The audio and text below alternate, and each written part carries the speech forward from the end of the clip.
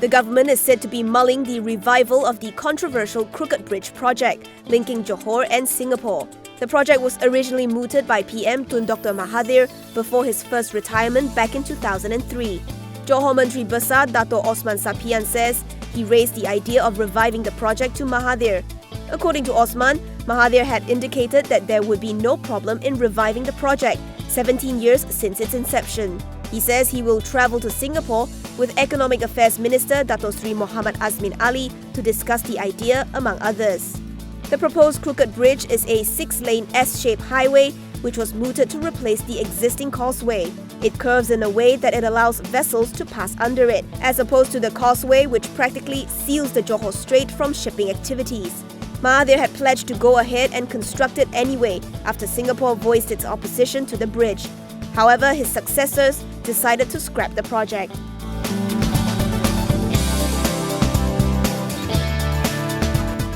Putrajaya is freezing the issuance of licenses to establish plastic waste recycling factories in Malaysia. It is also banning the import of such materials to ensure existing illegal factories do not continue their operations. Energy Minister Yobi Yin says a joint ministerial committee has been formed to tackle Malaysia's plastic waste problems. The panel includes the Housing and Local Government and Water, Land and Natural Resources ministries. Since China banned the import of plastic waste, developed countries have diverted their waste export destination to Southeast Asia, including Malaysia. Making matters worse are the illegal plastic recycling factories. Yo says the government has conducted raids on these facilities, particularly in Kuala Langat, where over 30 plants have been shuttered.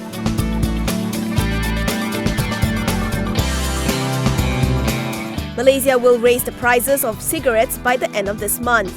Tobacco companies have been engaged in a price war, ignoring the 10% SST due to the lack of clarity on its implementation. That's set to change in a few weeks' time. Health Minister Dr. Zulkifli Ahmad says his ministry is currently in the midst of coordinating the new prices. He says the price hike will affect all types of tobacco products. The Health Ministry is taking a tougher stance on smoking. It plans to ban smoking at all eateries from January 1st, 2019. It has already made Parliament building a smoke-free zone and has fined 8 people, including an MP, for defying the ban.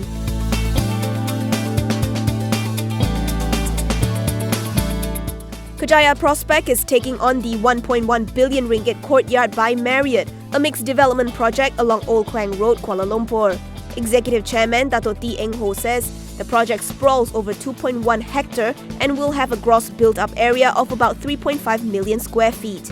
Under an agreement with US-based Marriott International, Putrajaya Prospect will design and build the project, which includes a hotel, service apartments and a 4-story mall. Marriott International will operate it under a 10-year contract.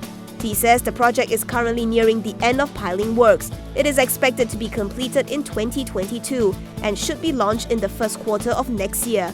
The job will boost Putrajaya Prospect's order book by 400 million ringgit, bringing it closer to achieving its 1 billion ringgit order book target this year.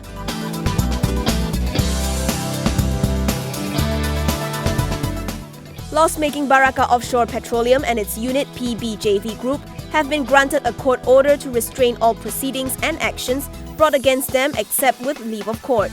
The order commenced on October 12th for a period of 90 days up to January 9, 2019. Baraka said in a filing with Bursa Malaysia today that the order was applied for as part of a proactive measure to manage the debt levels of Baraka and its subsidiaries. It said the order allows the Baraka Group to negotiate terms with its lenders and creditors without having the threat of any proceedings and actions being brought against the company. It added that none of the group's lenders had called for an event of default on any of the group's financing facilities prior to obtaining the order,